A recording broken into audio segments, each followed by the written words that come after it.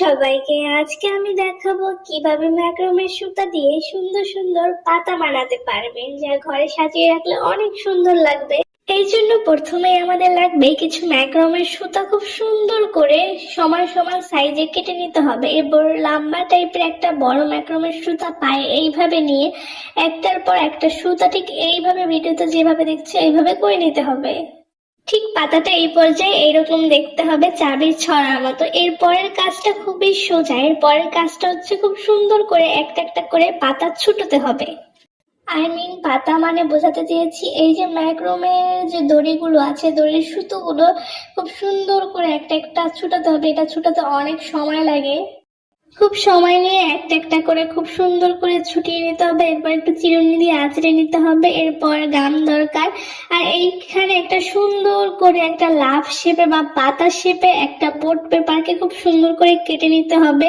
আর দরকার হবে গাম। আর এইখানে আমার গাম একেবারেই শেষ হয়ে গেছিল, গাম একেবারেই নাই। এরপর আমি এটাকে টিপে টিপে অনেক কষ্ট করে গাম বের করতে হয়েছে।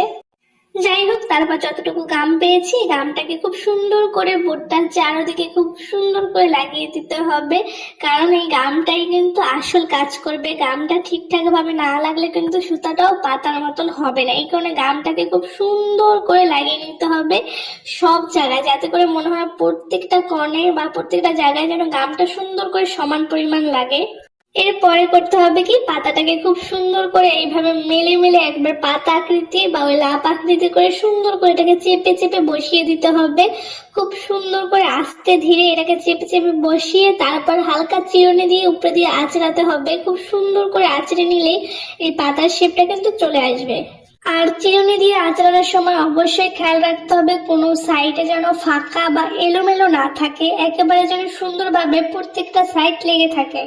খুব সুন্দর করে চারদিকে চিরুনি করে করে এইভাবে একবারে ঠেসে ঠেসে লাগিয়ে নিতে হবে, যাতে করে এটা গামটা পুরোপুরি ভাবে লেগে যায়। এরপর এটাকে সুন্দর করে লাগানোর পরে যে পাশে যে বাড়তি যে এগুলো থাকবে, বাড়তি যে দড়িগুলো থাকবে, এগুলোকে সুন্দর করে ওই লাফ শেপে কেটে নিতে হবে।